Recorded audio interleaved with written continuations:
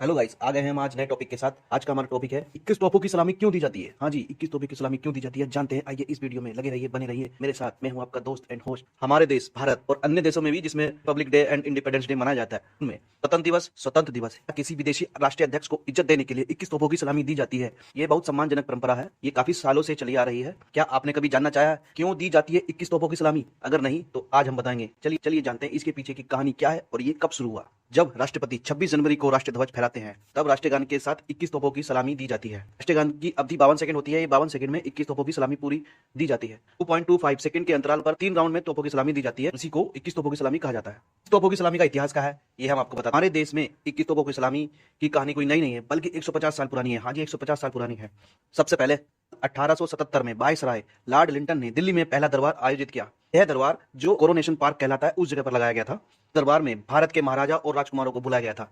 उनको बुलाकर एक उद्घोषणा पढ़कर सुनाई गई कि क्वीन विक्टोरिया को भारत की महारानी घोषित करने के लिए बुलाया गया था।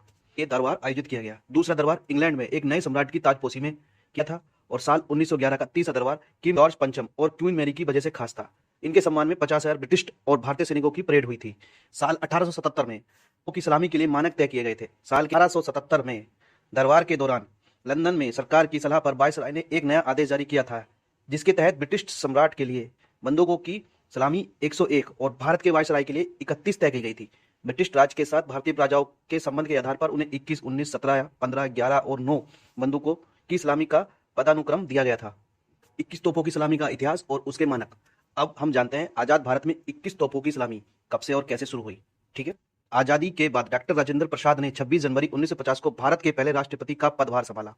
वह राष्ट्रपति भवन से इरविन एम्पी थिएटर घोड़ा गाड़ी में सवार होकर तब देश के राष्ट्रपति को दी जाने वाली 21 तोपों की सलामी लेने के लिए गए थे। इसके बाद से ही 1950 से ही 21 तोपों की सलामी का इंटरनेशनल स्टैंडर्ड बनाया गया है। साल 1971 के बाद से यह सलामी राष्ट्रपति और अतिथि राष्ट्रीय अध्यक्षों को दिए जाने वाली सबसे बड़ा सम्मान बन गया है। नए राष्ट्रपति की शपथ के दौरान और चुनिंदा अवसरों पर यह सलामी दी जाती है। तो गाइज, आपको ये मेरी वीडियो कैसी लगी, कृपया कमेंट करके मेरे को बताइए और जुड़े रहिए मेरे इसी चैनल से। धन्यवाद।